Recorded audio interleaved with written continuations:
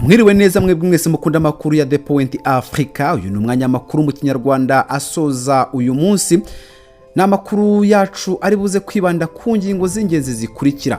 Nyakubahwa Perezida wa Repubulika Paul Kagame yabwiye abantu ati imbaraga bakoresha basaba amakipe gusesa amasezerano n'u Rwanda ni imfabusa. Turaza kubabwira ko mu karere ka Nyagatare ho hakajijwe ingamba zo kwirinda Ebola ku mipaka ihuza u Rwanda na Uganda, bitewe nuko muri iki gihugu cya Uganda hatangiye kugaragara icyorezo cya Ebola. Ndetse turaza kunyarukira muri Repubulika ya Demokarasi ya Congo, tubabwire ko M23 yasabwe gufungura ikibuga cy'indege cya Goma, ariko ntabwo arahagusa. Ndetse no mu gihugu cy'u Burundi ho Perezida ngo yagiye kwiragiza Imana, ariko amasengesho yagiye kuyakorera muri Leta Zunze Ubumwe za Amerika. Ntabwo turibuze gusoza tutambutse inyanja, aho turibuze kubabwira ko Perezida Donald Trump noneho we yahise afata umwanzuro ati uko byagenda kose Canada yumvikanye nawe kugira ngo basubike ibijyanye n'izamurwa ry'imisoro. Aya makuru kimwe n'ayandi rero niyo mugiye kuza kuramburirwa nanjye, ariko ntimuze kujya kure, ni nyuma y'aka kananga.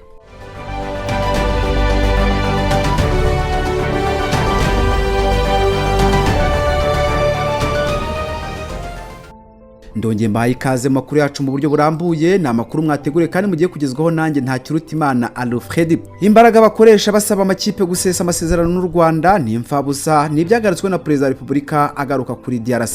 Perezida Paul Kagame yavuze ko imbaraga ziri gukoreshwa n'ubutegetsi bwa Repubulika ya Demokarasi ya Congo mu gusaba amakipe ku mugabane w'Uburayi afitanye imikoranire n'u Rwanda gusesa amasezerano ari imfabusa, ahubwo ko bakazerekeje gukemura ibibazo byabo bwite.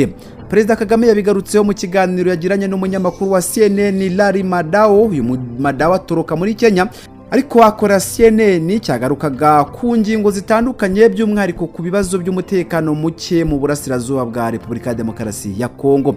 Ubwo yarabajijwe icyo avuga ku byakozwe n'ubutegetsi bwa Kinshasa byo kwandikira amakipe afitanye imikoranire na Visit Rwanda, hariyo Arsenal yo mu Bwongereza, Bayern Munich yo mu Budage, ndetse na Paris Saint-Germain yo mu Bufaransa, bayasaba guhagarika imikoranire n'u Rwanda. Perezida Kagame yavuze ko bari kuruhira nyanti. Yagize ati imbaraga bari gukoresha bajya gusaba Arsenal no kubandi turi gukorana n'ibindi ni imbaraga ziri gupfa ubusa. Ntekereza ko bakerekeje imbaraga zabo mu gukemura ibibazo byabo no gushyira ku murongo politike yabo mu buryo buboneye. Nyuma y'uko umutwe wa M23 wigaruriye umujyi wa Goma n'utundi duce two mu ntara Kivu y'Amajyaruguru ukubise inshuro ihuriro ry'ingabo za RDC cyangwa se Repubulika ya Demokarasi ya Congo, ubutegetsi bwa Kinshasa bwakajije umurego wo gushinja u Rwanda ko ruri gukorana na M23 ndetse nuko rufite ingabo muri Repubulika ya Demokarasi ya Congo. Hari naho bwandikiye amakipe afitanye imikoranire na Visit Rwanda busaba ko aya masezerano yaseswa. U Rwanda ruvuga ko ibirego leta ya Congo ihora irushinja byo kugira uruhare mu mutekano muke mu burasirazuba bwa Repubulika ya Demokarasi ya Congo ari ibinyoma, ahubwo ko ari icengeza amatwara rigamije kwihunza ibibazo byayo igomba gukemura. Perezida Kagame yanagarutse ku mikoranire iteye inkeke y'igisirikare cya Repubulika ya Demokarasi ya Congo n'umutwe w'iterabwoba wa FDLR wasize ukoze jenoside yakora abatutsi, avuga ko ibintu bitazakomeza gufatwa nk'ibisanzwe. Ati ntabwo bashobora kugira FDLR muri Congo ifite intwaro iterwa inkunga na leta ya Repubulika ya Demokarasi ya Congo, iterwa ingabo mu bitugu n'abacancuro, ifashwa n'ingabo z'u Burundi, hanyuma ngo ibintu bikomeze ko bisanzwe. Umunyamakuru Madao yanamubajije niba intwaro M23 ikoresha itazihabwa n'u Rwanda kuko ari intwaro ziteye imbere zitapfa kwigonderwa n'inyeshyamba, avuga ko ahubwo inyinshi ari izo uwo mutwe wambuye FARDC, aho bagabaga ibitero kuri M23 ikabakubita inshuro ikanabambura intwaro zabo. Perezida Kagame kandi yavuze ko hashize igihe atavugana na Kisekedi, ndetse ko ari ikibazo kuba ataranitabiriye inama idasanzwe y'abakuru b'ibihugu bagize umuryango wa Afurika y'Iburasirazuba EAC. Ati niba ufite ikibazo ugomba kureba imvano yacyo. Umuntu Kisekedi afite ikibazo hanyuma ntanagaragaye mu biganiro byo gushaka igisubizo. Perezida Kagame yongeye kandi gushimangira ko ingabo z'umuryango w'ubukungu n'iterambere ry'ibihugu bya Afurika y'Amajyepfo SADC ziri mu Repubulika ya Demokarasi ya Kongo zitagiye mu butumwa bw'amahoro nk'uko bivugwa. Ati sintekereza ko nabo ubwabo bita abari mu butumwa bwo kugarura amahoro, kubera ko ni iki se bakoze cyo kugarura amahoro? Izi ngabo ziri mu butumwa bwuzwi nka SAMIDRC zageze mu burasirazuba bwa Repubulika ya Demokarasi ya Kongo mu mwaka wa 2023 zisimbuye izari mu butumwa bw'umuryango wa Afurika y'Iburasirazuba EASF.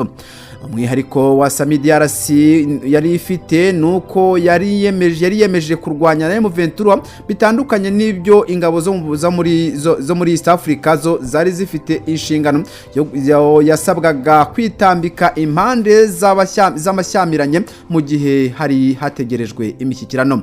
Ingabo za SADC kandi zagaragaje ko zagiye gutera ingabo mu bitugu FARDC n'imitwe bifatanya irimo Wazalendo na FDLR kurwanya umutwe wa M23, kuko ubwo uyu mutwe wajyaga gufata umujyi wa Goma wahanganye n'ihuriro ry'izo ngabo zose hiyongereyemo n'abacancuro. Naho turacyakomeza ku makuru ku byatangajwe na Perezida wa Repubulika ati intambara yatangijwe na Repubulika ya Demokarasi ya Kongo. Ibyo ni byagarutswe na Perezida wa Repubulika. Perezida Paul Kagame yavuze ko intambara iri kubera mu burasirazuba bwa Repubulika ya Demokarasi ya Kongo DRC yatangijwe n'iki gihugu kiyobowe na Felix Antoine Tshisekedi, agaragariza abashinja u Rwanda kugiramo uruhare ko atari rwo rwayitangije. Yabitangaje kuri uyu wa gatatu Gashyantare 2025 mu kiganiro yagiranye n'umunyamakuru wa CNN Larry Madao kubijyanye n'umutekano mu burasirazuba bwa Kongo. Inshuro nyinshi u Rwanda rwakunze gushyirwa mu majwi ko rugira uruhare mu ntambara yo mu burasirazuba bwa Repubulika ya Demokarasi ya Kongo ihanganishije umutwe wa M23 urwanira uburenganzira wimwe no kurinda abaturage ba Repubulika ya Demokarasi ya Kongo, by'umwihariko abavuga ikinyarwanda bicwa umunsi ku wundi, abandi bakagirirwa nabi ubutegetsi bwa Kinshasa burebera. Byanyuze mu nzira zitandukanye kugira ngo iki kibazo gikemurwe, ariko birananirana. Uyu mutwe wegura intwaro kugira ngo utahagarika ibikorwa by'ubwicanyi byakorerwaga aba bantu. Icyakora bamwe bakirengagiza ukuri, ibibazo byose bigatererwa ku Rwanda. Kuri iyi nshuro Perezida Paul Kagame yagaragaje ko intambara itatangijwe n'u Rwanda ndetse n'abari kurwanira uburenganzira bwabo nabo bataruturutsemo. Ati iyi ntambara mubona ntabwo yatangijwe n'u Rwanda, yatangijwe na Repubulika ya Demokarasi ya Kongo. Aba bantu bari kurwanira uburenganzira bwabo ntabwo baturutse hano mu Rwanda.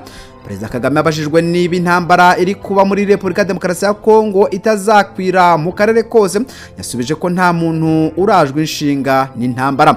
Ati sintekereza ko hari umuntu ushishikajwe n'intambara, sintekereza ko na Tshisekedi arajwe inshinga n'intambara we ubwe, ariko yayobowe muri uwo murongo n'abamwerekaga ko bazamurwanira intambara ze. Perezida Kagame kandi yongeye gutangaza ko u Rwanda ruzakora buri kimwe cyose gishoboka ngo rurinde ubusugire n'abaturage barwo, agaragaza ko ntawe ruteganya gutegaho amaboko ngo arurindire umutekano, kabone niyo yaba umuryango w'abibumbye cyangwa umuryango mpuzamahanga. Inshuro nyinshi u Rwanda rwakunze kugaragaza ko rwashyizeho ingamba zikomeye z'ubwirinzi ku mipaka yarwo mu kwirinda ko hari waruca muri humye agahungabanya abaturage barwo. Rugaragaza ibyo rushingiye ku ngingo nyinshi zirimo n'uburyo Repubulika ya Demokarasi ya Kongo yakunze gutera icyuhagiro FDLR yasize ikoze jenoside yakorewe abatutsi mu Rwanda, kandi uwo mutwe w'iterabwoba uhora ugerageza ibitero byo kuruhungabanyiriza umutekano. Ibintu byasubiye irudubi ubwo Perezida Felix Tshisekedi yagaragazaga inshuro nyinshi ko azatera u Rwanda. Kuri inshuro Perezida Kagame yavuze ko icyo bisasaba cyose kizakorwa, ariko umutekano w'u Rwanda n'abaturage barwo bakarindwa byuzuye. Hati nta muntu n'umwe yewe n'umuryango w'abibumbye cyangwa umuryango mpuzamahanga uzaturindira umutekano nitutawirindira. Perezida Kagame yavuze ko biri kubera muri Repubulika ya Demokarasi ya Kongo biteje impungenge ku mutekano w'u Rwanda. Icyakora ashimangira ko u Rwanda ruzakora buri kimwe cyose kugira ngo rwirinde ijana ku ijana. Madawe yabajije Perezida Kagame kubijyanye n'abamugereranya na Perezida w'Uburusiya Vladimir Putin washatse kwinjira muri Ukraine akigarura bimwe mu bice byayo. Umukuru w'igihugu agaragaza ko atazabuza abavuga kuvuga, icy'ingenzi ari uko u Rwanda rugomba gukora ibiri mu nshingano zarwo. Ati hazavugwa inkuru nyinshi, ntabwo nabuza abashaka kuvuga, niba nabikoraho iki, icyangombwa nuko tugomba gukora ibitureba tukamenya ko twarokotse ikibi cyose cyaza ku gihugu cyacu. Perezida Kagame kandi yongeye kugaragaza FDLR nk'ikibazo gikomeye ku Rwanda, na cyane ko yakiriwe ikanafashwa byuzuye na Kongo ndetse n'ibindi bihugu bikemera kwifatanya nayo, byirengagije amabi uwo mutwe wakoze mu Rwanda, ariko yizeza ko uko byagenda kose u Rwanda rutazahwema kurindira umutekano no kwitabara mu gihe rwaterwa. Turacyari ku nkuru zivuga kuri nyakubahwa Perezida wa Repubulika, by'umwihariko ku kiganiro yagiranye n'uriya munyamakuru. Perezida Kagame yahishuye ko Afurika y'Epfo iri mu biri kungukira mu mabuye y'agaciro.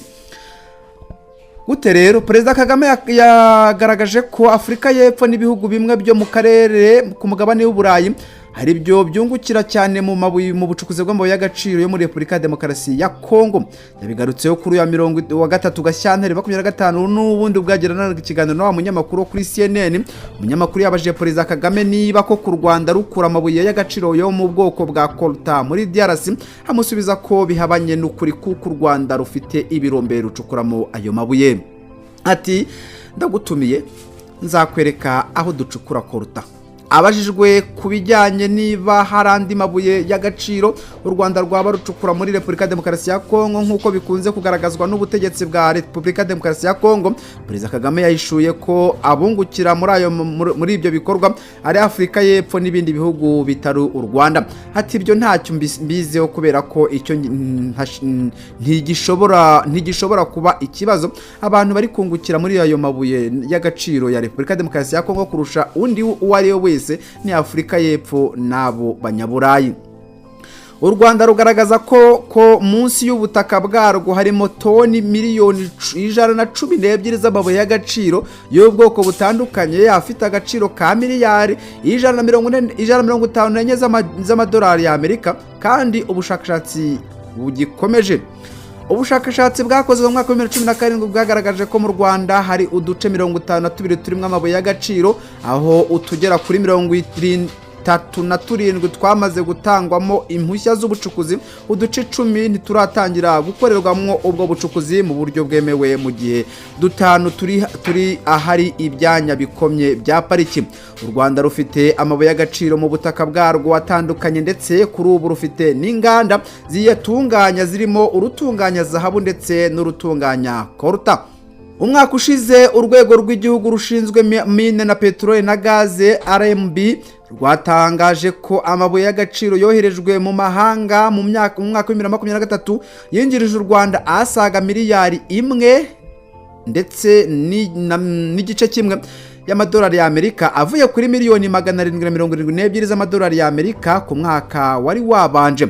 Muri uwo mwaka bigaragara ko zahabu yagurishijwe hanze y'u Rwanda yari ibiro 1015 mu Kwakira 2023, yinjiza hafi miliyoni 62 n'ibihumbi 133 n'amafaranga 938 by'amadolari y'Amerika, mu gihe mu gushyingo umusaruro wayo wagabanyutseho gato, haboneka ibiro bigera kuri 823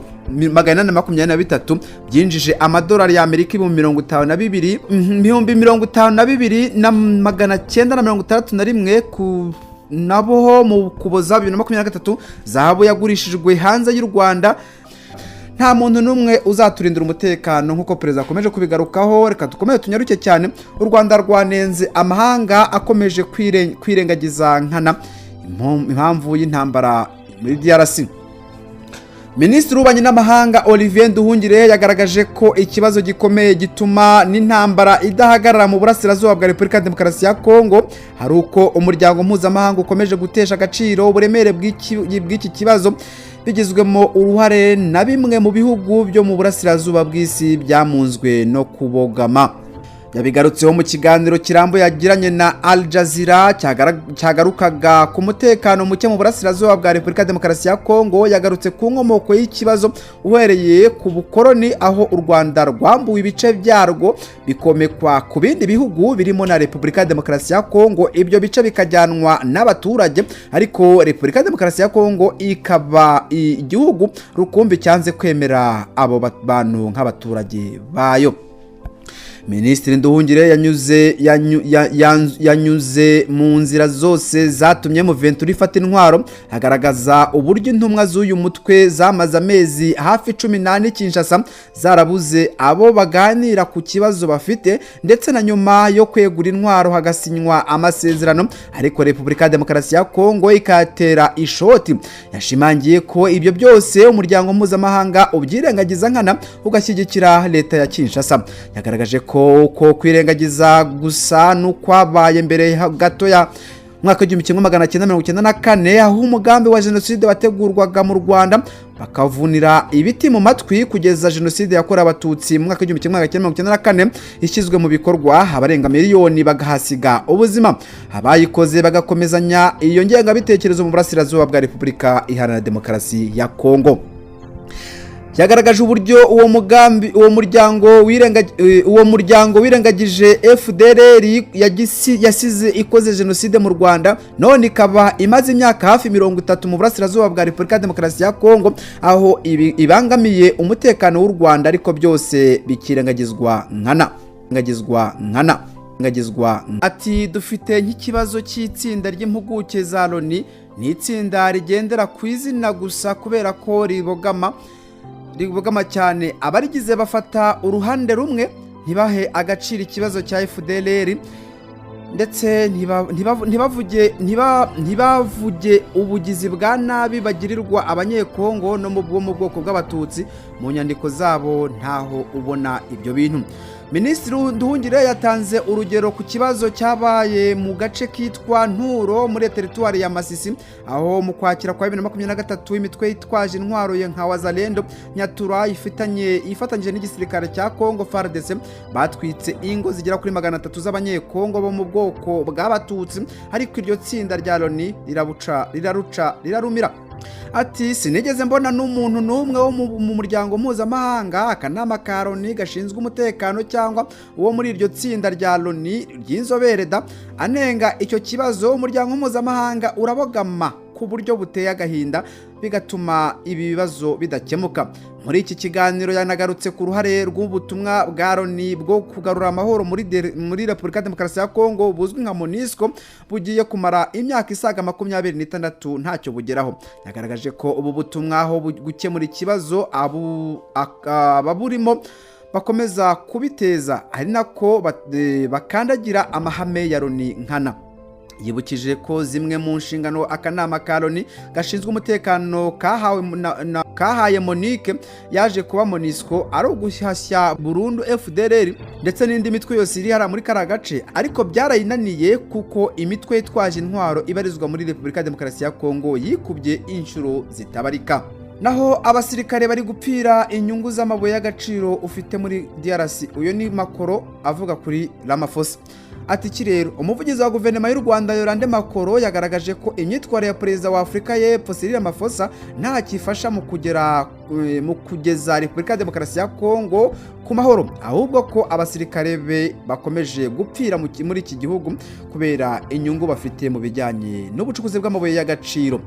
Ni ubutumwa Yorande Makoro yashyize hanze kuri uyu wa mbere tariki ya 23 Gashyantare.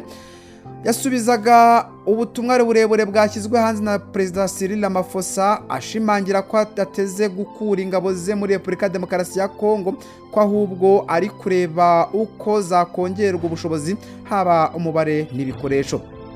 ni icyemezo Perezida Ramaphosa yafashe nyuma y'uko mu burasirazuba bwa Repubulika ya Demokarasi ya Kongo hamaze gupfira abasirikare 14 ba Afurika y'Epfo, ni mu gihe abandi baheze hafi y'ikibuga cy'indege Goma nyuma y'uko M23 ifashe uyu mujyi.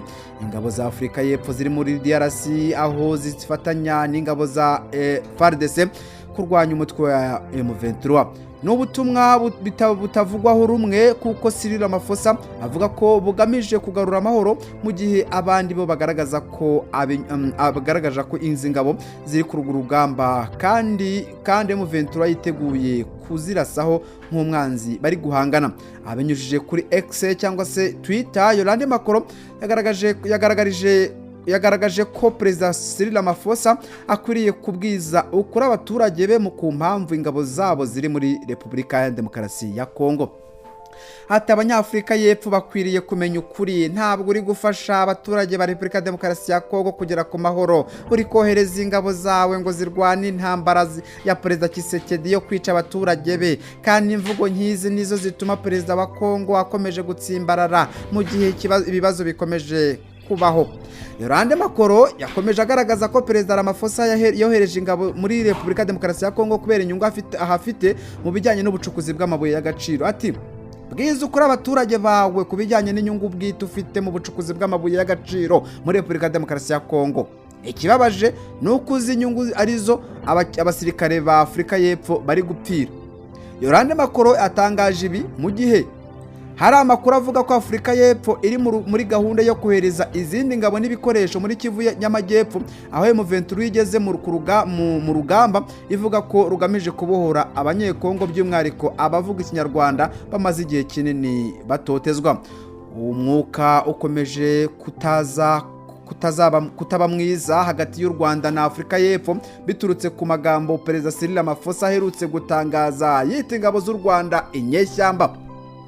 Ni amagambo atarayihanganiwe na Perezida Kagame, yibutsa uyu mugabo ko RDF hari ingabo aho kuba inyeshyamba, ndetse anamugaragariza ko niba Afurika y'Epfo ishaka ubushotoranyi ku Rwanda narwo rwiteguye guhangana n'ibyo bibazo mu buryo bukwiriye. Ni nyuma y'uko Cyril Ramaphosa yari amaze kuvuga ko M23 niyongera kwica ingabo ze bizafatwa nk'igikorwa cy'u Rwanda cyo gutangiza intambara.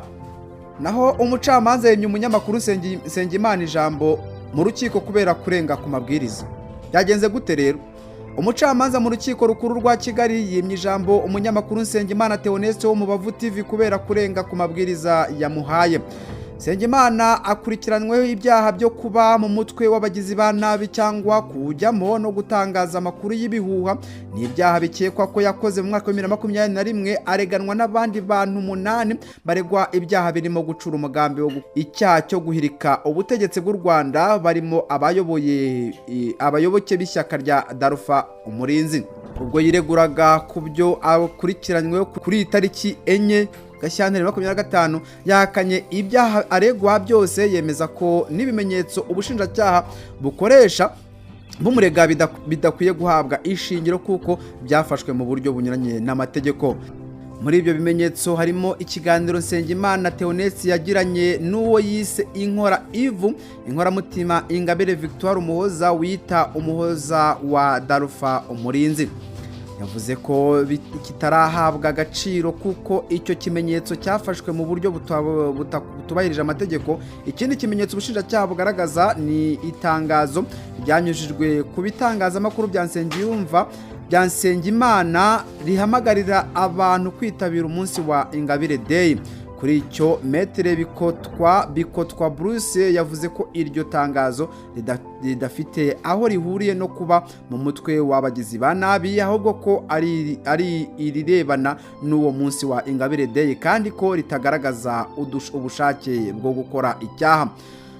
Ubushinjacyaha bwagaragaje kandi ko Nsengimana Theoneste yagombaga kwifashishwa n'abagize ako gatsiko mu gushyira mu bikorwa umugambi wo gukurura amacakubiri, guhamagarira abantu kwigaragambya n'ibindi bigamije kwangisha abaturage ubuyobozi binyuze mu biganiro bitandukanye. Impaka nyinshi mu rukiko rero zahise zitangira ubwo Nsengimana yahawe umwanya ngo atange icyifuzo n'icyo asaba urukiko. Yahise atangira kuvuga uko abona ibintu aho gutanga icyifuzo. yavuze ko ubushinjacyaha muri urwo rubanza rwe budahagarariye rubanda nk'uko byakagombye. Perezida w'inkiko iburanisha yahise amwaka ijambo asaba ko abamwunganira ko ari bo bahabwa ijambo. Nsengimana yakomeje kuvugira mu matamatama agaragaza ko atarangije kuvuga ibyo yashakaga kuvuga. Perezida w'inteko iburanisha yahise asaba umwanditsi w'urukiko kwandika ko Nsengiyumva Theoneste ari gusuzugura urukiko akiha ijambo aryambuwe. Yategetse ko abamwunganira ari bo bahabwa ijambo. Byakuruye impaka mu rukiko kuko Nsengiyumva yahise asaba ko niba adahabwa ijambo n'urukiko n'abamwunganira batagomba kurihabwa. Metere Bikotwa Bruce agihabwa ijambo, Nsengimana Theoneste yahise amusaba kutagira icyo avuga. Mu Metere Bikorwa yahise asaba urukiko umwanya muto wo kubanza kuvugana n'uwo yunganira kugira ngo bafate icyemezo ku kigiye gukurikira. Urukiko rwatanze umwanya kuri Nsengiyumva Theoneste n'abamwunganira basohoka mu cyumba cy'iburanisha ngo babashe kuvugana nabo. Nyuma y'iminota migera kuri 20 bongeye kwinjira mu cyumba cy'iburanisha, Metere Bikotwa Bruce yasabye urukiko ko rwabihanganira kuko uwo yunganira yifuzaga kugira ubugororangingo yongera ku byo yavuze, ariko urukiko rurabyanga. Umucamanza yavuze ko amategeko agenga imiburanishirize y'imanza aho ububasha umucamanza kwihanangiriza uregwa mu gihe ateza imvururu mu rukiko cyangwa akamburwa ijambo ari nabyo byakozwe. Yasabye abunganira Nsengimana gukomeza kumwunganira cyangwa bikandikwa ko yabimye ubwo burenganzira. Metere Bikotwa yahise akomerezaho agaragariza urukiko ko ibimenyetso bitangwa n'ubushinjacyaha ntaho bigaragarira ubushake bwo gukora icyaha kuwo yunganira. Yavuze kandi ko nta gikorwa kigize icyaha kigaragazwa n'ubushinjacyaha ku byo burega uwo yunganira. Metere Gashema Felicien yavuze ko uwo bunganira yarakwiye kubanza kujyanwa mu rwego rw'abanyamakuru rw'ibigenzura RMC aho guhita aregwa mu rukiko. Yavuze ko atari mu mutwe w'abagizi ba nabi nk'uko ubushinjacyaha bubivuga. Urubanza ruzakomeza kuwa 5 Gashyantare 2025. Humvwa Sibomana Sylve unafatwa nk'umuhuzabikorwa w'umugambi abaregwa bari bafite. Nyagatare hakajijwe ingamba zo kwirinda Ebola ku mipaka ihuza u Rwanda na Uganda. Mu buhe buryo rero? Abaturage bo mu karere ka Nyagatare n'abakoresha imipaka ihuza u Rwanda na Uganda bavuga ko biteguye gukurikiza ingamba zo kwirinda Ebola, icyorezo giherutse kugaragara i Kampala. Izi ngamba zishyizweho nyuma y'uko kuwa 31 Mutarama 2025 Minisiteri y'Ubuzima muri Uganda yatangaje ko hongeye kwaduka icyorezo cya Ebola ndetse cyahitanye umurwayi wa mbere wavurirwaga mu bitaro bya Malarago 2 i Kampala. Ku mupaka wa Kagitumba hashyizwe ingamba zikaze zo gukumira icyorezo. Abambuka bose basabwa gupimwa umuriro, gukaraba intoki n'amazi meza n'isabune cyangwa gukoresha umuti wica udukoko hand sanitizer mu ndimi z'amahanga. Usibye Kagitumba, indi mipaka nka Buziba na Rwempasha nayo yashyizweho ingamba nk'izi zo kugira ngo iki cyorezo gikomeze gukumirwa ku butaka bw'u Rwanda. Ebola yandura binyuze mu gukora ku matembabuzi y'uyirwaye cyangwa gukora aho yakoze. Ishami ry'umuryango w'abibumbye ryita ku buzima OMS ryatangaje ko ryahise riha Uganda miliyoni 1 y'amadolari yo gufasha guhangana n'iki cyorezo ngo bitakwirakwira mu bindi bihugu, ndetse ngo riri gukorana n'inganda zikora inkingo ngo zoherezwe muri Uganda. Ebola iheruka kugaragara muri Uganda mu mwaka wa 2022 aho yahitanye abantu 55 mu barenga 143 bari bayanduye. Aya makuru mureke twerekeze hakurya n'ubundi y'umupaka w'u Rwanda, ariko ntabwo turi burenge Goma cyangwa se Bukavu kuko ni muri DRC cyangwa se hari hakurya muri Repubulika Demokarasi ya Kongo. Kisekedi yahamagaje inteko rusange y'igitaraganya y'abadepite na senateri. Ngo byagenze gute rero? Perezida wa Repubulika Demokarasi ya Kongo Bwana Felix Kisekedi yahamagaye inama idasanzwe y'inteko ishinga amategeko ku ruhande rw'abadepite na sena ngo bige ku kibazo cy'umutekano mu burasirazuba bw'igihugu, mu by'umwihariko ifatwa rya Goma. Kwa 26 Mutarama 2025 umutwe wa M23 wafashe Goma unatangaza ko mu gihe imirwano idahagaze ngo hashyirwe ingufu mu biganiro uzakomeza ukagera ni Kinshasa mu biro neza bya Kisekedi. Tshisekedi. Mu ijoro ryo ku wa gatatu mu Gashyantare 2025 perezida wa Felix Tshisekedi yatumyeho perezida w'inteko ishinga amategeko umutwe w'abadepite Vital Kamerhe n'uwa Sena Jean Michel Sema Lukonde ngo bategure inteko rusange idasanzwe yiga kwifatwa rya Goma ni nyuma yuko iki gihugu cyagiye gisaba amahanga gufatira ibihano u Rwanda gishinja gufasha M23 ariko bigasa no guta inyuma y'umusozi wa Huye. Mu bihe bitandukanye u Rwanda rwagiye rugaragaza ko kuruhuza n'ibibazo bya M23 ari ukwihunza inshingano kwa perezida Tshisekedi. Radio Okapi yanditse ko bitewe n'uburemere bw'ibiri ku murongo w'ibyigwa inteko rusange idasanzwe iterana kuri uyu wa 4 Gashyantare 2025 iba mu muhezo. Umwanditsi w'umutwe w'abadepite Jacques Giloli yavuze ko inteko rusange igamije kureba uburyo igihugu cyasohoka mu ntambara n'amahoro akagaruka mu burasirazuba bw'iki gihugu. Abadepite basabwe gutanga ibitekerezo byaba mu nzira za politike n'iza diplomasi bishobora kuvamo umuti w'intambara zayogoje Kivu y'Amajyaruguru. Hashize imyaka irenga 3 intambara mu burasirazuba bwa Repubulika Demokarasi ya Kongo yubuye ubwo umutwe w'M23 warwanira uburenganzira bw'abatutsi n'abavuga ikinyarwanda wongeraga gufata intwaro kubera bene wabo bicwaga batwikirwa abandi bagahunga. Repubulika Demokarasi ya Kongo ifite impunzi ibihumbi amagana ziri mu karere zahunze kwicwa zizira uko zaremwe. Tukiri kure M23 yasabwe gufungura ikibuga cy'indege cya Goma byihuta.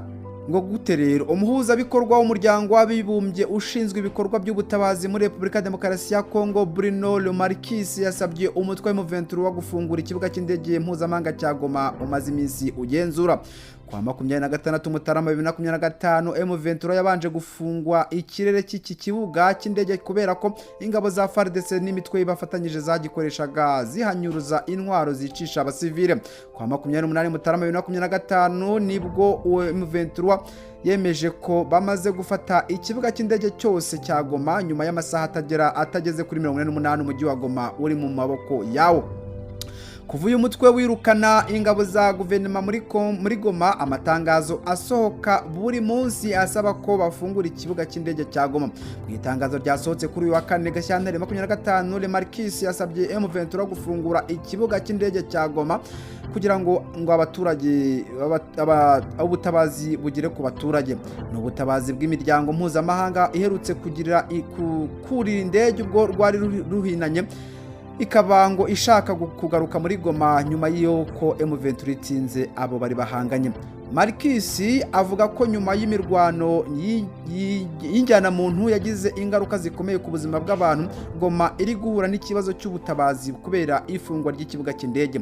Ati abantu benshi bakomeretse bakeneye ubuvuzi bwihutirwa, ibigo nderabuzima bikeneye imiti kandi ibihumbi by'abasivile baracyakeneye ubufasha bw'ibanze. Ku wa 4 tariki ya 30 Mutarama 2025 yari yasabye ko ibikorerwa ku kibuga cy'indege cya Goma byakongera gutangira byihutirwa kandi bikakomeza. Uyu mutegetsi muri Loni avuga ko ubuzima muri Kongo busharira kubera ko imiryango mpuzamahanga idashobora kwita ku baturage. Ni mu gihe abaturage bagaragaza ko nta kibazo bafite kuko kuva M23 yigarura uyu mujyi babonye agahenge aho baryama bagasinzira. Bavuga ko umujyi uhumeka umwuka mushya nyuma y'iminsi baruhutse akavuyo k'ingabo za leta zifatanyije n'imitwe irimo FDLR, Wazalendo, ingabo z'u Burundi n'iza Afurika y'Epfo n'abacancuro bo muri Romania. Abaturage basubukuye ibikorwa byabo nk'ibisanzwe kandi urujya n'uruza rwabaye rwose muri uyu mujyi wari warabaye isibaniro ry'ubugizi bwa nabi. Ikibuga cy'indege cya Goma cyakoreshwaga cyane n'ingabo za leta, FARDC, MONUSCO n'imiryango mpuzamahanga n'ibigo by'ubucukuzi byiganjemo iby'amahanga bikorera mu burasirazuba bwa Repubulika Demokarasi ya Kongo. Tutarava kuri M23 yemeje guhagarika imirwano. Byagenze gute rero kugira ngo M23 yemere guhagarika imirwano? Umutwe wa M23 watangaje ko agahenge gahera ku wa 2 tariki ya 4 Gashyantare 2025 uvuga ko hari impamvu zo kugoboka abaturage. Mu itangazo ryasohowe na Lawrence Kanyuka, umuvugizi w'ihuriro rya Alliance Fleuve Congo rifite umutwe wa M23, yavuze ko badafite intego zo gufata Bukavu cyangwa utundi duce.